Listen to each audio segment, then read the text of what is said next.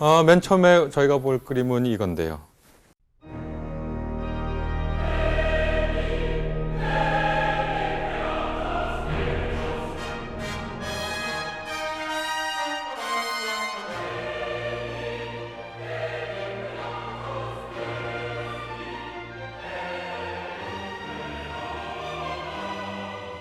자, 뭐가 제일 눈에 띄나요?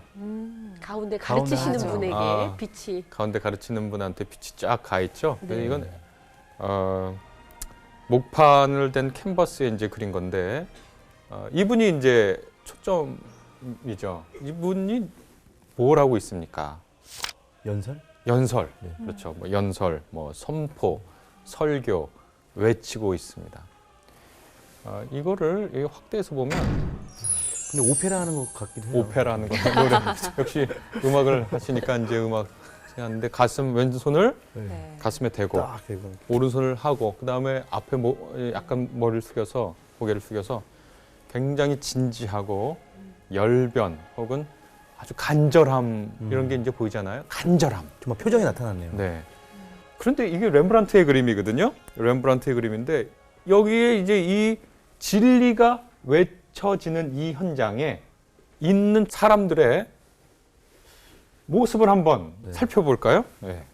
보면 애가 울어요. 그쵸? 엄마는 조용히 하라. 조용히 해. 야, 우리로 따지면 야, 목사님 설교하는데 좀 조용히 좀 해. 제일 신경 쓰여요, 진짜. 여기 애 싸워. 애가 싸워가지고 말리고 있죠. 그랬더니 말리고 있어. 왜 그러냐? 그러니까 아빠인가 봐 화가 나가지고 얼굴에 화가 잔뜩 나 있어요. 네. 그렇죠.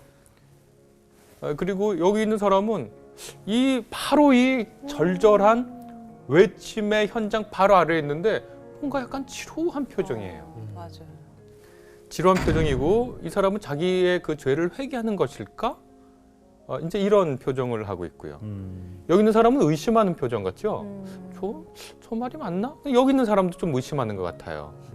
귀를 기울이고 있는 줄 알았어요. 이게 무슨 말인가? 그렇게 귀를 그렇게 기울인다고 얘기할 수도 있겠죠. 네네. 귀를 기울인다고 얘기할 수도 있겠는데 진지하게 이렇게 듣는 게 아니라 이렇게 듣는 거는 뭔가 의심하거나 켜뚱하는 거죠. 저게 맞나? 이제 이런 이제 생각이. 이 양반은 좋나? 네. 그런데 아까 그 그림 바로 아래에 있는 거죠. 옆에 여기에 있는 이 사람들은 빛을 등지고 있어요. 네. 하나님의 말씀을 하는 그 사람을 등지고 있어요. 등지고 있고 둘이서 서로 지금 쑥덕거립니다. 네. 이 머리에 쓴 두건에 보면 히브리어가 쭉 써 있고 뭐라고 써 있는지는 모르겠습니다. 그리고 옷을 근사하게 차려입은 거 보니까 그냥 평민이 아니라 지도자 같은데 선포되는 말씀을 등지고 서서 서로 쑥덕거리고 있어요. 이 그림에 총 개가 5마리가 등장하거든요. 제가 이렇게 세보고 다른 사람들도 세보고 그랬는데 여기 있는 이 개 2마리는 교미를 하고 있어요. 그리고 여기는 이제 온갖 사람들이 이렇게 쭉 있는 거죠. 야, 이게 도대체 뭘 그린 걸까요? 마태복음에 보면 세례자 요한을 소개하는데 외치는 자의 소리. 예, 정말 아주 인상적인 소개를 하죠. 내가 내 앞에 예수님 앞에 한 사람을 보냈는데 이 사람은 광야에서 외치는 자의 소리다 이렇게 얘기를 합니다. 물론 성서에 보면 많은 사람들이 세례자 요한의 말씀을 듣기 위해서 세례를 받기 위해서 요단강에 나왔다. 그리고 많은 사람들이 세례자 요한을 예언자로 알았다 이렇게 얘기하지만 짐작해 보건대 세례자 요한은 정말 소리로 살아갔는데 그 소리가 마주한 인간 군상들은 바로 렘브란트가 그린 이런 사람들이 아니었나. 더 나아가서 적대적인 사람들도 여기에 있었다. 우리가 생각해 볼 수 있죠. 그리고 그것은 사실 우리 실제의 모습일 수도 있겠습니다. 하나님의 말씀도 있고 또 중요한 인생의 가치들이 늘 우리 앞에 있죠. 그런데 우리는 그것들보다는 우리의 일상에 있는 소소한 일들에 매몰돼서 눈앞에서 훤히 보이는 빛과 간절하게 외치는 소리에 반응하지 못하죠. 그래서 이거를 이제 제가 조금 어려운 말 해도 되는지 모르겠는데 하이데거라는 그 독일의 철학자는 이게 세상 속에 파묻힌 사람들, 그래서 세인, 세상 세자에서 세인의 일상성. 그러니까 우리도 우리 스스로 언젠가 우리에게 찾아오는 양심의 소리, 회개의 소리, 진리로 부르는 소리를 듣죠. 그러나 우리는 그때 느끼는 불안과 결단의 순간 앞에 늘 우리는 일상을 택하죠. 세례자 요한이 놓인 현실이 바로 그것이었다 얘기할 수 있겠습니다. 우리 성서에 보면 이분이 들꿀 먹고 광야에 지내면서 들꿀 먹고 메뚜기 먹고 이렇게 했다 그러던데, 어떤 분들은 뭐 들꿀을 뭐 로얄 젤리 아니냐 뭐 이렇게 얘기하고 메뚜기도 뭐 고단백 이렇게 얘기하느냐는데, 그분이 이제 주로 광야에 있었다 그러면 광야 메뚜기나 들꿀이 있으려면은 풀이 있어야 되고 꽃이 있어야 되는데, 광야라는 현장은 그런 게 있는 현장은 아니죠. 물론 이제 요단강에서 할 때 요단강 근처야 좀 그런 게 있을 수 있지만, 정말 자기 온 몸을 다해서 산 사람이죠. 그런데 그 사람의 진실은 늘 이렇게 홀대받죠. 얼마나 세례자 요한이 허무했을까요? 그리고 하나님을 참 원망도 했을 것 같습니다. 이게 도대체 왜 나한테 이럽니까? 왜 나한테 내가 이 일을 해야 하는 겁니까? 라고 얘기할 수도 있겠습니다. 그 다음 그림 볼까요? 아마 이 그림은 제가 지금까지 여러분에게 이제 소개해드린 그림 중에 가장 큰 그림일 겁니다. 화려하네요.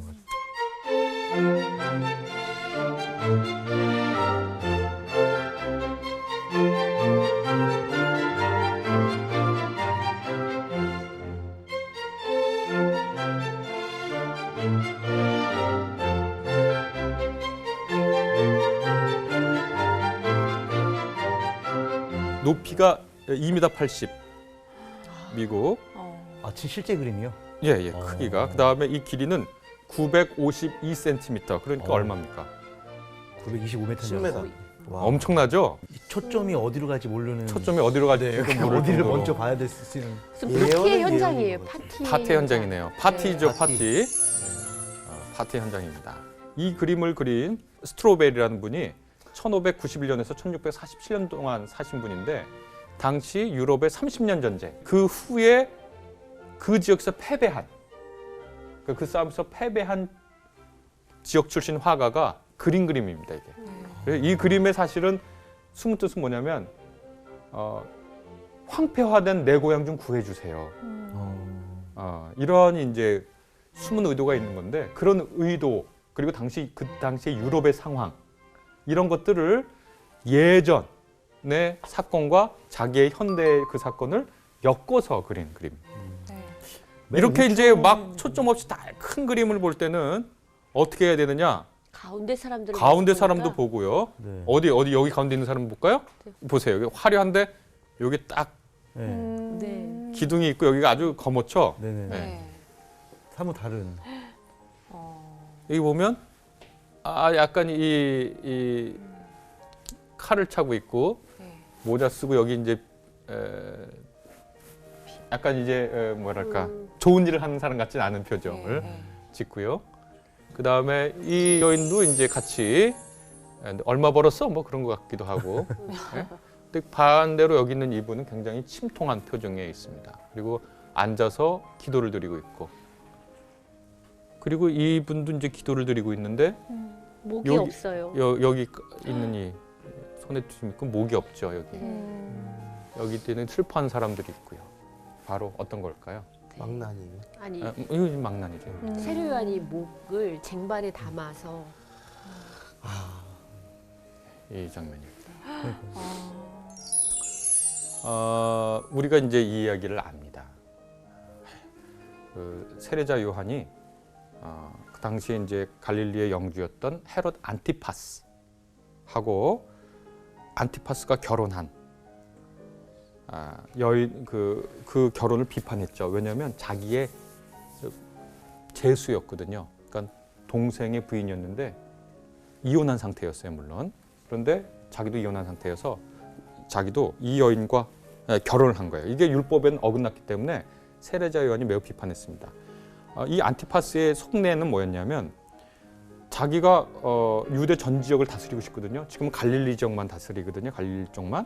유대 전 지역을 다스리는 그런 권리를 얻고 싶었는데 물론 그 권리는 로마의 식민 지배니까 로마에서 주죠.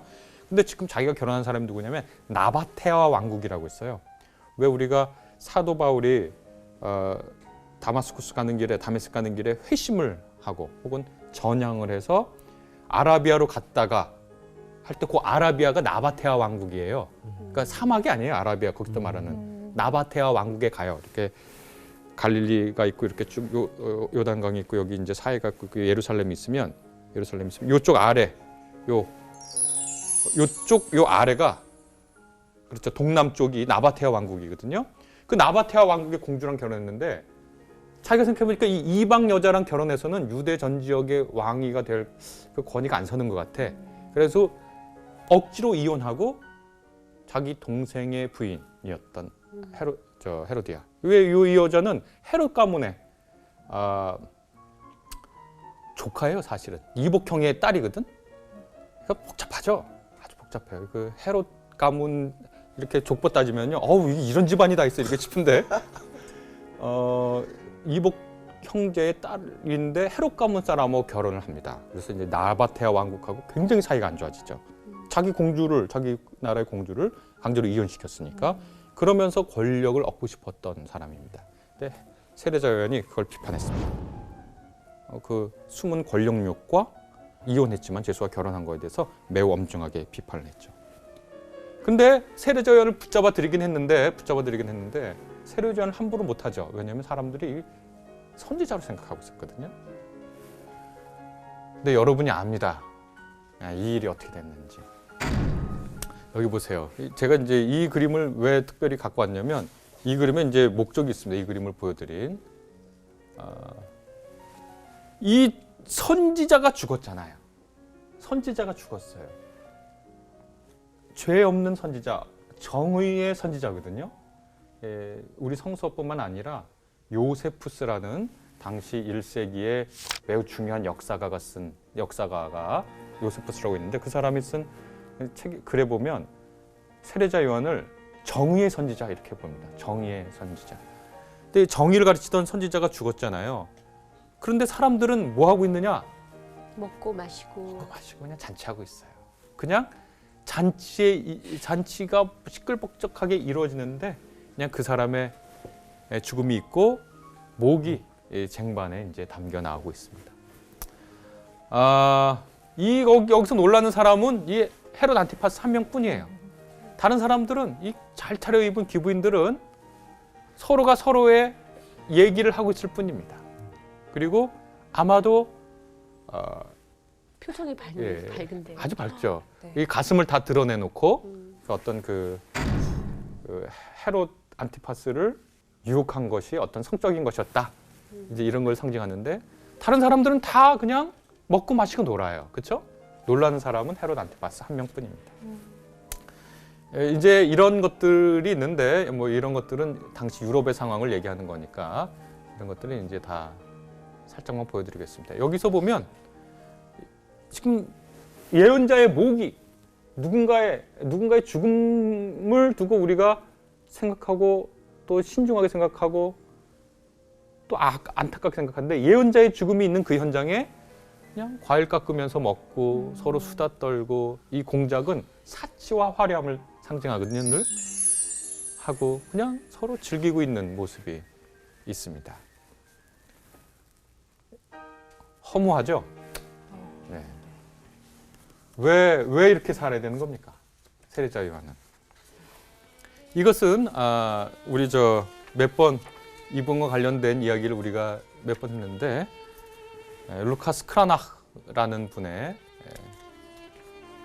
세례자 요한의 글입니다.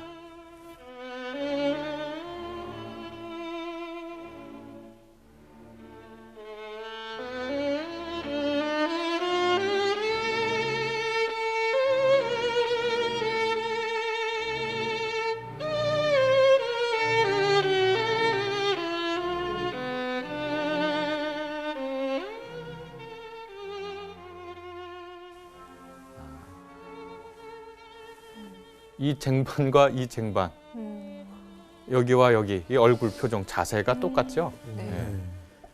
서양 저 중세나 이럴 때 잔치를 왕들이 잔치를 벌이면요 그런 일이 있습니다. 어떤 게 있냐면 사형을 잔치의 한 부분으로 해요. 그래가지고 잔치를 벌이다가 사형수를 데려와서 목을 치는 것 그리고 죽는 것을 잔치의 한 유흥거리로 하는 때가 있긴 있습니다. 그런 게 있긴 있지만 바로 그러한 이제 한 장면을 우리에게 보여주고 있습니다. 어떤 그림이 더 먼저 나온 거예요? 스트로베리랑 루카스. 이게 이제 더 먼저 나왔습니다. 그 다음에 보실 그림은 이제 루벤스의 이 그림인데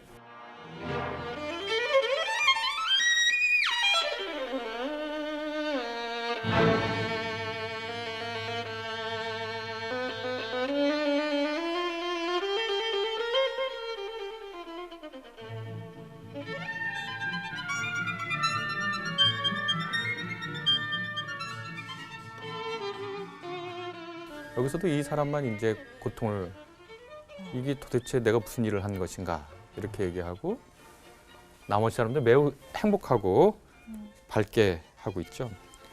이 헤롯 안티파스의 생각을 하면 또 이 봐도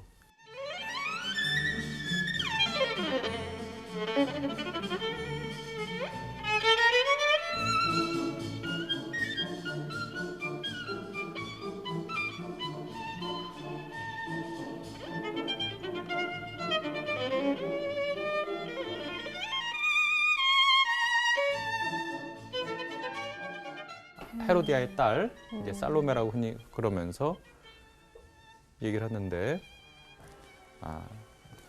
선지자가 왜 죽었습니까? 선지자가 이야기 말을 아시죠? 바로 해서요. 말을 바로 해서 잡혔어요. 근데 이 헤로디아가 너무 자기가 이제 선지자 세례자 요한 보기 싫으니까 헤롯 안티파스의 생일에 딸이 춤을 추죠. 그 네. 얘기 아시죠? 딸이 춤을 추고 그랬더니 이 헤롯 안티파스가 보고 기분이 좋았나 봐요. 왜냐면 아주 예쁘게 췄나 보죠. 그 다음에 주변에 자기 생일 잔치에 온 사람들이 아유 참 결혼도 잘했고 당신 권세가 참 뛰어나고 지략이 뛰어나오. 그랬더니 이 헤롯 안티파스가 참 바보스러운 말을 하죠. 네가 원하는 것 있으면 내가 내 왕국의 절반이라도 주겠다. 이제 그렇게 얘기를 하고 그러니까 뭘 원할 건가 그걸 이제 맹세를 했죠. 맹세를 하고 나니까 세례자 요한의 목을 주세요. 그래서 이제 이렇게 할 수도 없고 저렇게 할 수도 없는 상황에서 세례자 요한의 목을 내주게 되는 어리석은 맹세 때문에 벌어진 일이죠. 그런 거 보면 정말 선지자의 죽음이 이런 것이어야 됐나 싶어요. 누군가의 어리석음 때문에 종말을 맞이해야 되는 건가. 헤롯 안티파스는 소원대로 유대의 통치권을 얻었을까요? 카리굴라가 로마의 새 황제로 오르게 됩니다. 그때 카리굴라하고 친한 사람이 아그리파 1세란 헤롯 아그리파 1세라는 사람인데 이 헤롯 안티파스하고 그 부인인 헤로디아가 보니까 아그리파 1세에게 넘어가게 생긴 거야. 그래가지고 헤로디아가 안티파스를 계속 부추겨가지고 칼리굴라와 아그리파 1세를 이간질시키게 했어요. 근데 실패했습니다. 그래서 기원 후 37년 카리굴라의 등극 이후에 39년에 모든 통치권을 회수당한 후 갈리아 지방, 지금의 프랑스로 추방을 당하게 됩니다. 헤롯 안티파스하고 그의 부인인 헤로디아가. 이걸 보고 있으면 셰익스피어가 했다는 말이 생각납니다. 이렇게 썼어요. 우리가 태어날 때 우는 것은 우리가 이 거대한 바보들의 무대에 올라왔기 때문이다. 야, 이 어떻게 이렇게 되나 싶지요. 이걸 알고도 그렇게 세례자 요한은 이렇게 끝날 줄 알고도 하겠습니다라고 했을까?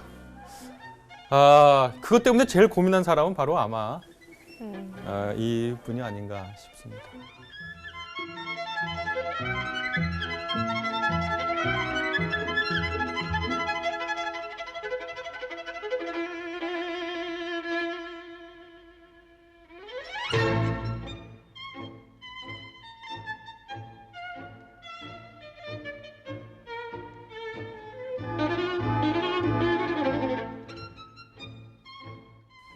누구로 보이십니까?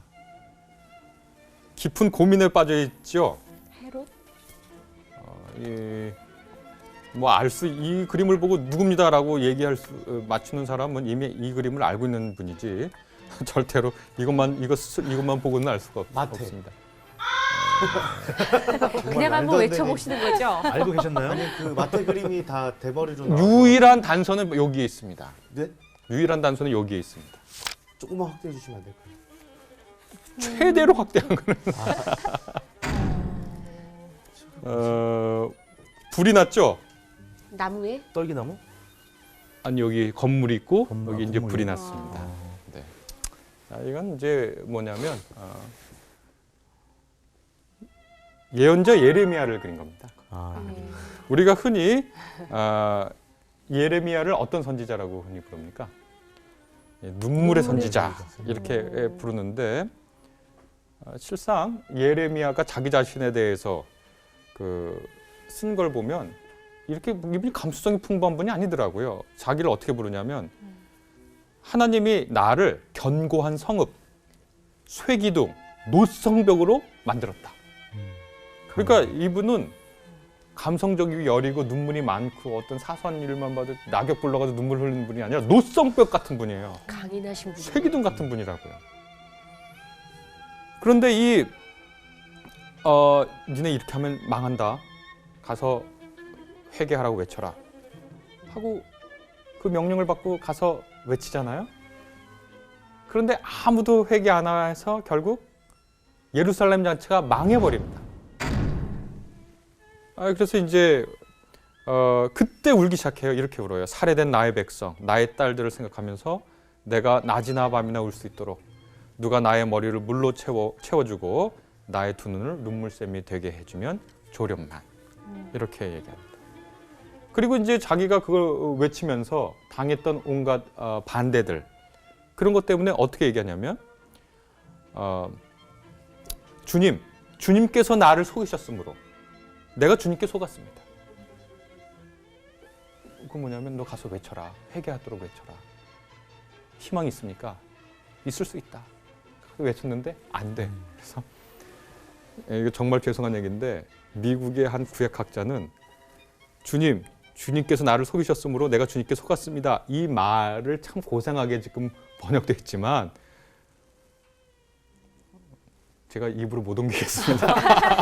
사기 치셨다고 하셨나요? 글로 그렇게 써요. 사기 정도가 아니라 이렇게 금지된 네 글자 단어를 써가지고 그렇게 번역을 해야 예레미야의 심정을 잘 옮긴 거다. 그리고 이제 어떻게 했냐면 내가 이제 주님의 이름으로 더 이상 말하지 않겠다. 주님의 이름으로 외치지 않겠다. 라고 결심을 해요. 근데 주님께서 그때마다 자기 심장에 불을 질러 외치도록. 그래가지고 외쳤어요. 근데 결과는 뭐냐? 망했어요. 예레미야는 자기는 뭔가. 이게 요나도 그렇고 요나도 그렇잖아요. 느느웨 가기 싫어요. 가라 그래요. 그래서 도망쳤어요. 그랬더니 붙잡아다가 니네 보냈어요. 니네 외쳤어요. 회개해. 이제 살 맛이 없네 하고 호박 박덩굴 아래 누워 있습니다. 엘리야도 그렇습니다. 바알과 아세라 선지자 불의 심판을 해요. 이제 이 하나님의 살아계심을 모든 이스라엘 백성이 봤으니까 이제 모두가 야훼에게 돌아올 거다. 천만에 부인 아합 왕의 부인이 누굽니까? 이사벨? 이세벨? 네. 선포합니다. 엘리야한테. 너 죽이러 갈 거야. 엘리야는 생각합니다. 이게 뭐지? 명명백백한 하나님의 승리를 눈앞에 보고도 세상은 변한 게 없어요. 그래서 40일 광야로 걸어가가지고 그냥 죽고 싶어요. 이게 뭡니까? 우리가 전부 다 지금까지 있는 그 예언자들처럼 어마어마한 사명을 받은 사람은 아닐 겁니다. 그러나 우리도 우리의 삶을 가만히 생각하고 아둥바둥 살아가는 이 삶을 가만히 생각해 보면 우리가 무엇 때문에 이렇게 하는 건가를 늘 생각하지 않을 수가 없죠. 이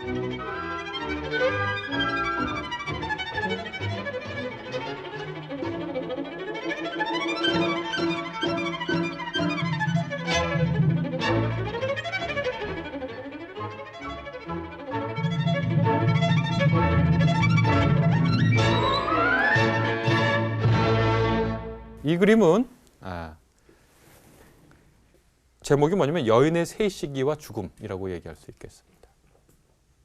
소녀, 처녀, 노파.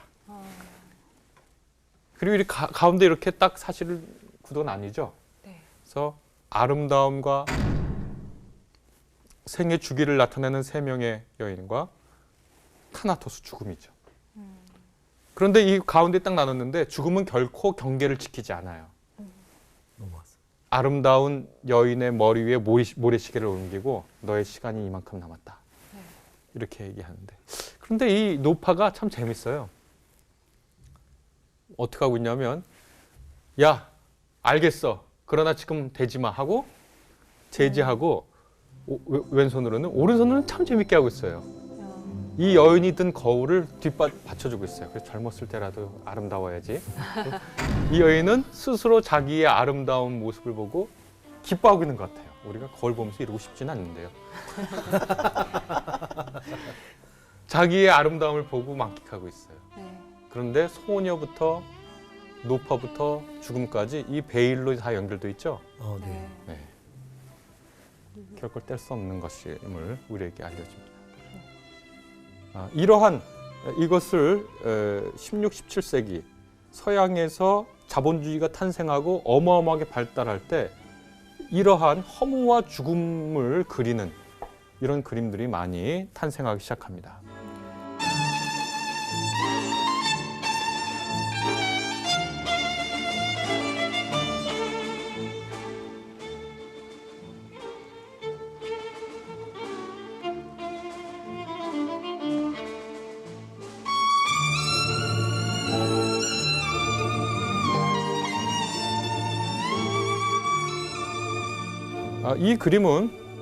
이 그림의 이제 종류를 뭐라 그러냐면 여기 이렇게 써 있습니다.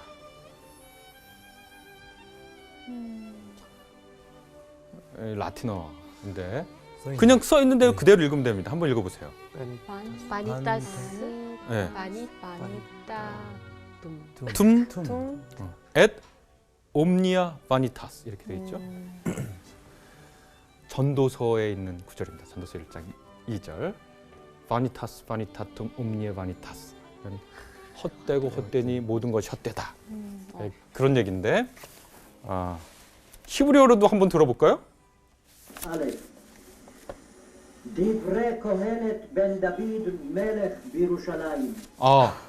뭐라 그런 거냐면 אמר קהלת, הבל הבלים הכל האבל. מה יתרון לאדם בכל עמלו שיעמול תחת השמש? דור הולך ודור בא והארץ לעולם עומדת. 이거 뭐냐면 맨 처음에 하는 거 코헬렛이라는 게 우리가 이제 전도서라고 그러면 전도하는 사람이 아니라 지혜자라는 뜻입니다. 코헬렛. 벤 다비드의 아들 코헬렛의 말이다 하면서 하벨 하발림이 헛되다는 거예요. 근데 그 헤벨 동사인데 히브리어로 헤벨이라는 게 뭐냐면 숨 쉬는 겁니다. 왜 우리 진찰 받으러 가면 숨 크게 쉬어보세요 이렇게 하잖아요. 들숨과 날숨 이게 헤벨 동사의 기본 뜻입니다. 이거 허무, 이게 허무예요. 이게 바니타스 그림입니다. 이게 베일리라는 사람이 그린 그림입니다. 베일리에 자화상이 들어있는 거예요. 자화상이 어디 있을까요? 거울 안에? 거울 안에? 손 여기요? 잡고 있는 거? 네. 본인. 본인? 네, 둘. 젊은 베일리, 늙은 베일리. 누가 진짜 지금 시대 베일리일까요? 그림 그리고 있을 당시에. 젊은. 늙은 베일. 늙은 베일리. 늙은 베일리가 젊은 자신을 생각하고 보니까 야 진짜 허무해. 바니타스에서는 꼭 이렇게 비눗방울이 등장합니다. 아름답죠? 네? 진짜. 참 이거 진짜 잘 그렸습니다. 어떻게 이렇게 비눗방울 같은 걸 잘 그리는지 몰라요. 근데 비눗방울처럼 톡 터진다. 터지기 쉬운 게 없죠. 초가 늘 있죠. 초는 꺼졌어요. 연기. 그리고 온갖 화려한 금들, 또 이제 술, 그리고 향수병, 여기 이제 술이 있죠. 샴페인이라고 샴파뉴가 있고, 시든 꽃. 아이고. 여기 이제 해골 중. 늘 해골은 등장합니다. 이 바니타스 그림에는. 묻는 거예요. 무엇이 이 헛된 세상에서, 우리 아까 전도서 1장 2절 아까 히브리어를 어디까지 읽었냐면 헛되고 헛되며 헛되고 헛되니 모든 것이 헛되도다. 세상에서 뭐 해는 떴다가 지고 거기까지 이제 우리가 들었는데 세상에서 정말 헛되지 않은 것이 무엇인가 하고 물어보는 거잖아요. 전도서는 한 구약학자한테 들었는데 유대인들이 한 해를 시작하는 때는 전도서를 그렇게 읽는데요. 우리는 새해 시작하면은 결심을 하잖아요. 자기 개발서를 읽고 그들의 새해 첫날 읽는 건 전도서라는 거예요. 야, 정말 무엇이 중요하니? 하고 물어보도록 시킨다는 거죠. 진리 앞에 그냥 저냥 살아갈 때 바니타스는 우리를 엄습해 옵니다. 또 반대로 우리가 정말 메멘토 모리, 이엘드 교수님 말씀대로 죽음은 우리에게 정말 중요한 게 뭐니? 하고 물어보는 것 같습니다. 이 그림은 어디서 많이 본 그림 같지 않으세요? 이런 그림, 이런 유의 그림은?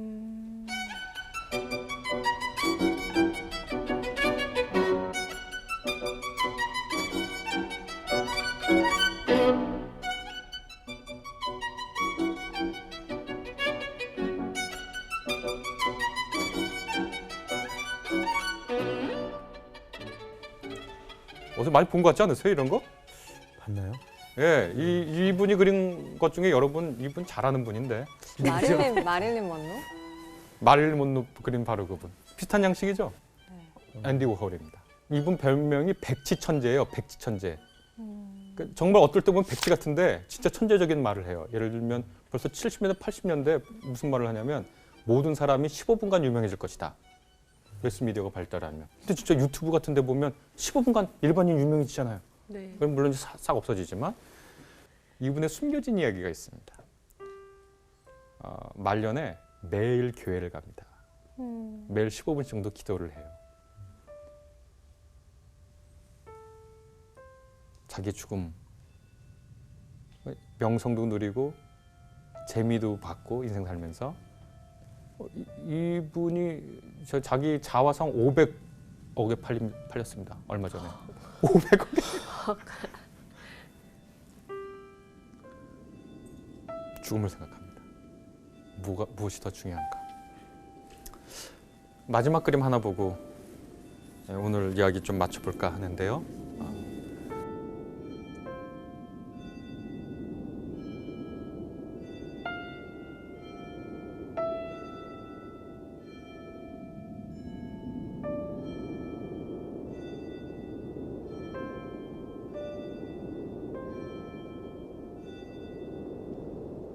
내 속엔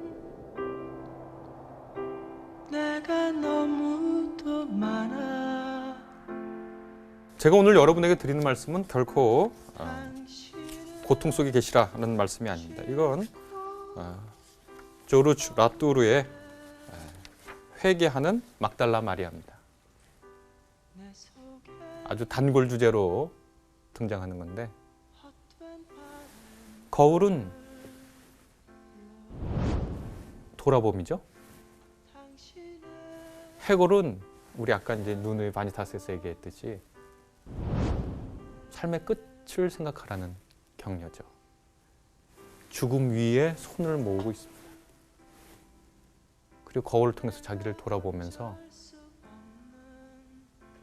자기의 뭐 이제 막달라 마리아가 뭐 죄인이다 뭐 이런 얘기도 있지만 뭐 가늠하다가 잡힌 여인이다 뭐 그건 이제 사실이 아니고 7 귀신 들린 여인이었다 그런 얘기는 있으니까 자기의 삶이 무엇인지 성찰하는 시간을 회개하는 막달라 마리아인데 어떤 이제 보면은 이게 어떤 분은 그렇게 읽고 어떤 분은 그거 아니다 그렇게 하기도 하지만 좀 좋은 화질로 보면 요 눈에서 이렇게 눈물이 한 방울 이렇게 쭉 흐르는 것처럼 뺨을 타고 흐르는 것처럼 그려져 있습니다. 어떤 분은 아니다, 눈물 아니다 그렇게 얘기하는데 어떤 분은 눈물이다 이렇게 얘기하고 이걸 보면서 전도서의 말씀, 또 세례자 요한, 예레미야, 엘리야, 우리가 아까 말했던 그들의 삶을 보면서 우리가 하나님께서 우리에게 주신 진리의 한 측면을 깨달아야 됩니다.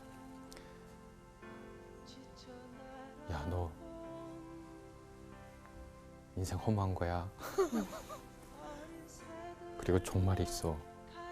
그럼에도 불구하고 가치 있는 일을 할래. 보상이 없을 수 있다는 거. 그럼에도 불구하고 허무하게 보이는 것. 그럼에도 불구하고 나와 함께 할래. 우리가 눈에 볼 때는 허무해 보이는데요. 그렇게 묻고 있는 게 아닌가. 그래서 우리가 이제 살다 보면 온갖 허무함에 시달리고 온갖 또 허무하고 또 고통스럽고 무익한 일에 당하죠. 치이죠. 저도 요즘 그런 일들이 많은데 내가 도대체 이걸 왜 이렇게 하고 있나 이런 일들이 많은데 그럴 때일수록 허무함에도 불구하고 가치를 헤아렸던 우리 이제 신앙 선배들의 길에 대해서 생각을 합니다. 네.